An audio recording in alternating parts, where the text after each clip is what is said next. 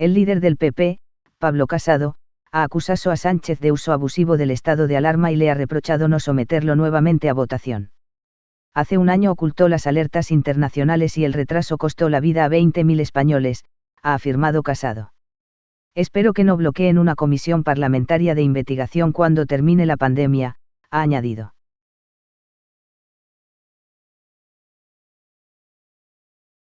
Bajo la presidencia de Su Majestad el Rey Felipe VI, el 40 aniversario del triunfo de la democracia española frente al golpe del Estado del 23F.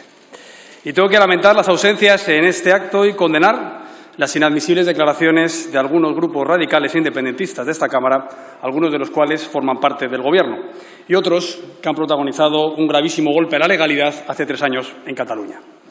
Quiero destacar la actuación de don Juan Carlos I, que fue determinante para abortar la sonada, y el coraje de Adolfo Suárez, que representó a todo el pueblo español unido en la defensa de la Constitución y de las libertades.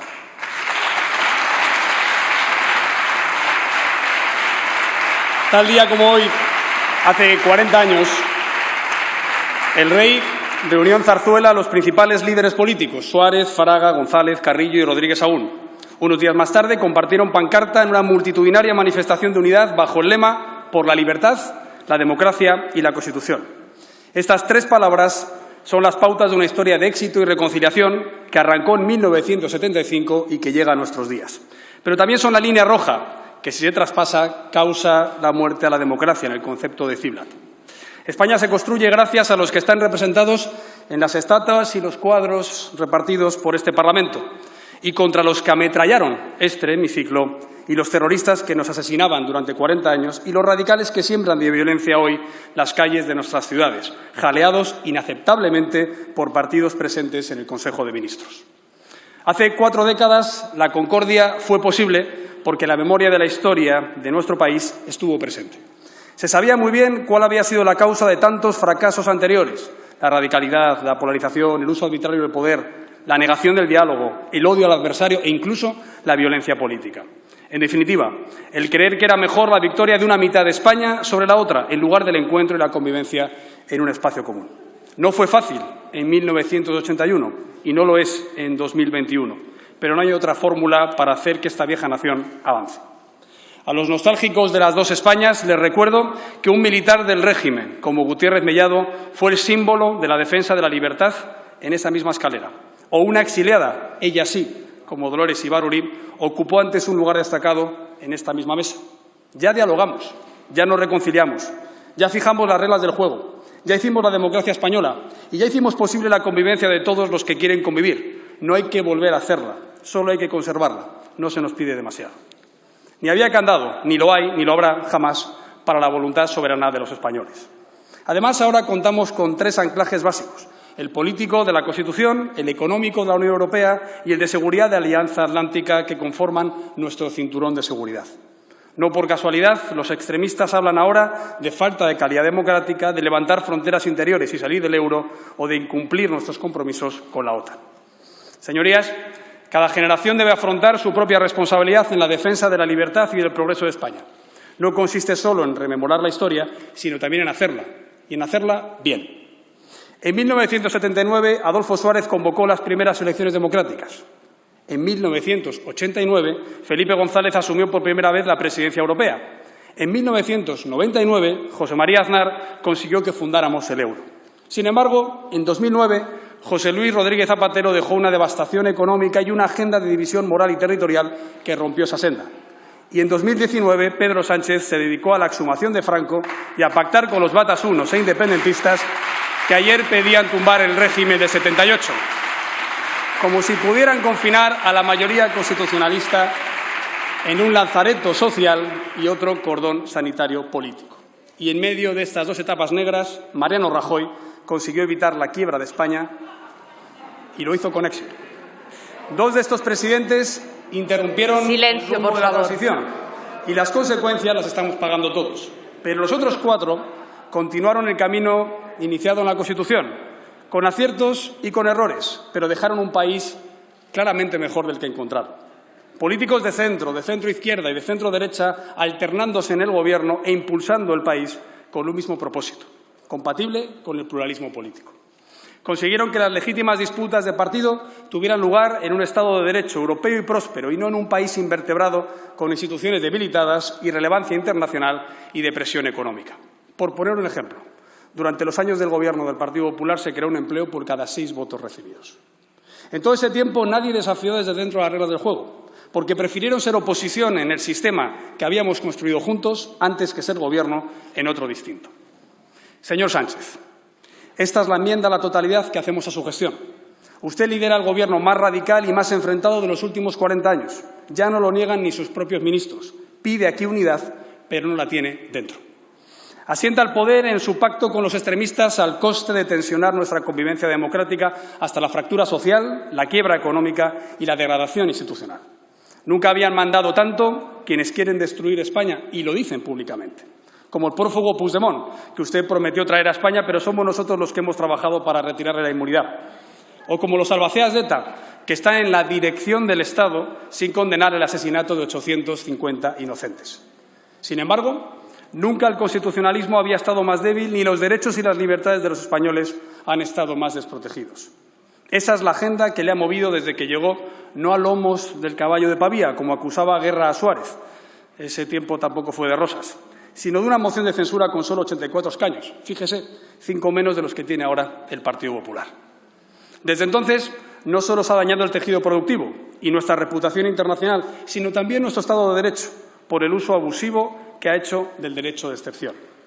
Hoy comparece usted aquí para informar de un estado de alarma inédito e insólito de 6 meses, pero ni siquiera lo somete a votación, aunque el balance sea demoledor. El día que la aprobó, el 29 de octubre, fallecieron 173 españoles por culpa del COVID, pero ayer murieron 443. Según las estadísticas oficiales, las víctimas del COVID eran entonces 35.600, pero hoy son ya casi el doble. Y la realidad que ocultan es aún peor, pues los muertos ya ascienden a 90.000, los contagiados a 3 millones y las repercusiones económicas y sociales son terribles. Ya hay 5 millones de desempleados, 2 millones de familias en las colas del hambre y 1 millón de hogares con todos sus miembros en paro. Nada de eso ha dicho hoy usted aquí. Hace un año ocultó las alertas internacionales y, según un estudio de la Universidad de Zaragoza, el retraso en tomar medidas costó la vida a 23.000 españoles y la recomendación de no usar mascarilla en la primera ola a muchos miles más. Espero que la Fiscalía permita investigar las docenas de demandas y querellas de profesionales sanitarios y familiares de víctimas y que no bloqueen una comisión de investigación parlamentaria cuando acabe la pandemia. Hace 9 meses, el señor Sánchez declaró el virus vencido, de forma temeraria y por motivos electorales, todo un déjà vu de la actualidad. Y desde entonces ha usado a las autonomías como burladeros, abandonándolas en la segunda y tercera olas y a Europa como capote para justificar el retraso en la vacunación. Y entonces, ¿para qué sirve usted y su Gobierno? A diferencia de otros grupos a ambos lados de esta Cámara, nosotros somos europeístas y autonomistas, más aún cuando son el único contrapeso a un mal Gobierno como el suyo. Por eso denunciamos la arbitrariedad con la que han tratado a las comunidades autónomas gobernadas por el Partido Popular, con el estado de alarma en Madrid, con el toque de queda en Castilla y León, con las limitaciones electorales en Galicia, que contrastan con la campaña catalana a la medida del PSC o la barra libre a las exigencias nacionalistas.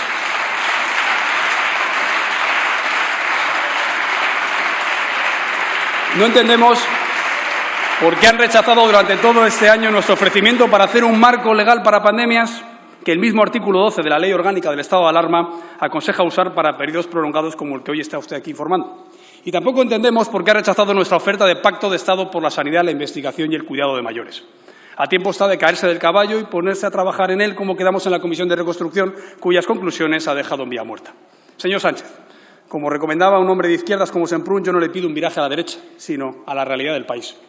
Los españoles lo están pasando muy mal y agradecerían más humildad, más sensibilidad y más empatía por su parte.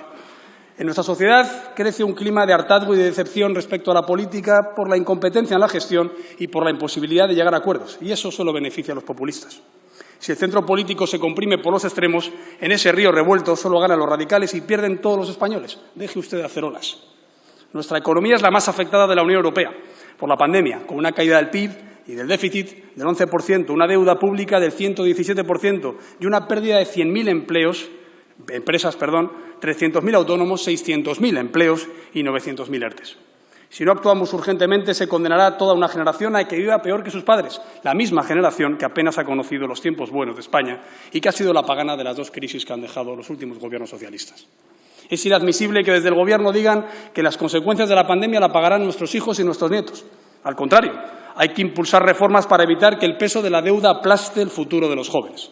Aún no hay luz al final del túnel y la mayoría de las propuestas de su Gobierno atrasan la salida, como la derogación de la reforma educativa, la laboral, de pensiones, proponer subidas de impuestos, la condonación de la deuda, aumentar el gasto político, el coste energético e intervenir en empresas privadas y viviendas. Decía la pasada semana el nuevo primer ministro de Italia, Mario Draghi, que una reforma hecha a tiempo no cuestiona la autoridad, sino que la refuerza. No sé a qué espera usted para hacerlas y qué oculta en España de esos planes que ya ha explicado en Bruselas. O miente aquí o miente allí, pero lo acabaremos sabiendo pronto.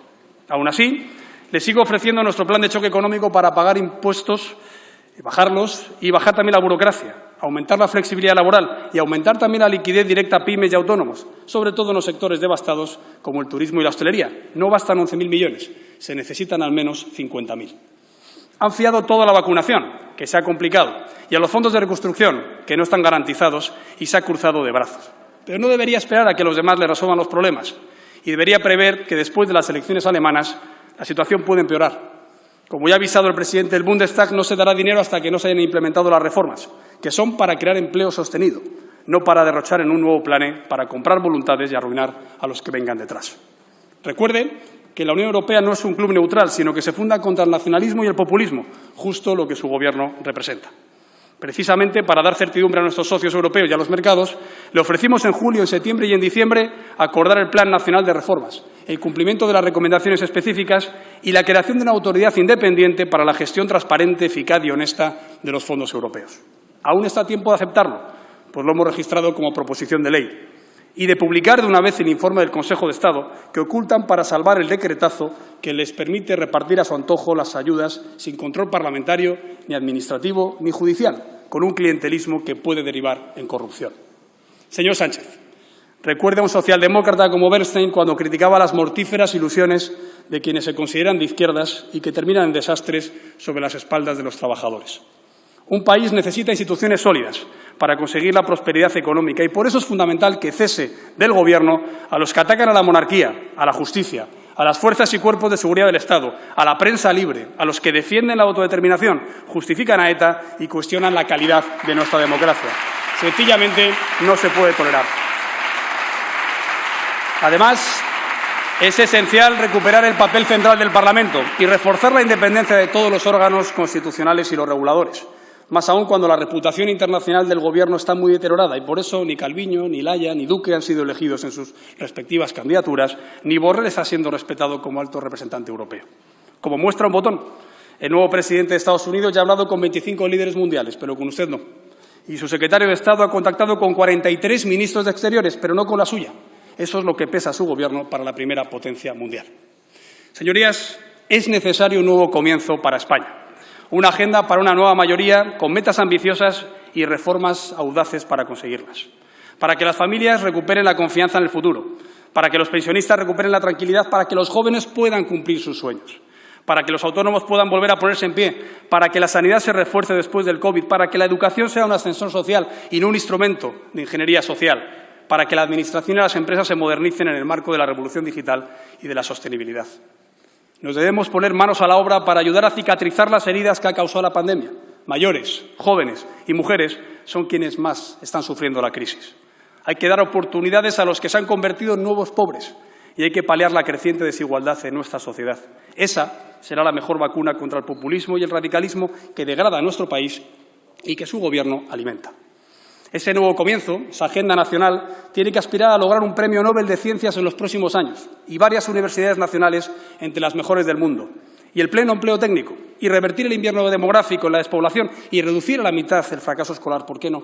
Y avanzar hacia un horizonte de violencia cero contra las mujeres, bullying cero contra los niños, adicciones cero en nuestros adolescentes y soledad cero de nuestros mayores.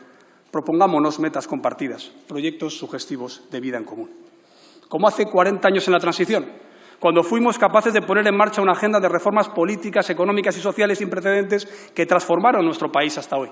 La Ley de Reforma Política trazó el camino correcto y no era el camino fácil. Hoy tampoco lo es para quienes elegimos no dejarnos arrastrar por el torbellino de polarización y radicalidad que contamina la política española. No es casual que los pactos de la Moncloa se denominaran Programa de Saneamiento y Reforma y fueran los pilares sobre los que se sentó la Constitución. Fuentes Quintana resumió su sentido diciendo que se trataba de evitar que España se alejara del núcleo económico y político europeo del cual quería llegar a ser parte. Lamentablemente, eso es justo lo contrario de lo que está haciendo el Gobierno. La alternancia del centro-derecha y del centro-izquierda fue el polo de atracción de la inmensa mayoría del país y consiguió llevar a los extremos a la irrelevancia, tanto por la izquierda como por la derecha. Los radicales disparaban su odio en atentados o en este mismo hemiciclo, pero los demócratas redactaban su concordia en la Carta Magna expuesta en la sala de al lado. El triunfo del reformismo y de la moderación fue posible después de muchos fracasos, de muchas derrotas, de muchos momentos en los que sus enemigos parecían estar a punto de vencer. Yo tengo muy clara esa enseñanza. La sociedad abierta, moderada y reformista en la que yo creo y que mi partido representa no es un regalo de la historia, sino una conquista de la mejor política. Y no se consigue ni se conserva sin reafirmarse en ella frente a cada revés. Yo me reafirmo especialmente hoy, porque no quiero otro camino, ni otro destino para España. No busco ningún voto que no busque convivir. Yo sí di un paso adelante y no daré ninguno atrás. Señor presidente, acabo ya. Le dije en su investidura que la tarea que usted y yo debemos compartir es ensanchar el espacio de la moderación y hacerlo tan grande como para que los dos podamos ganar dentro de él. Yo ya hice mi parte, consciente del coste a corto plazo, pero convencido de que España necesita un proyecto centrista, europeísta, humanista, constitucionalista y liberal, que muy pronto será mayoritario para volver a superar la recesión económica, la fractura social, generacional y territorial que sufrimos. Hoy, hace 40 años, compartimos todos juntos la misma pancarta en defensa de la democracia, la libertad y la Constitución.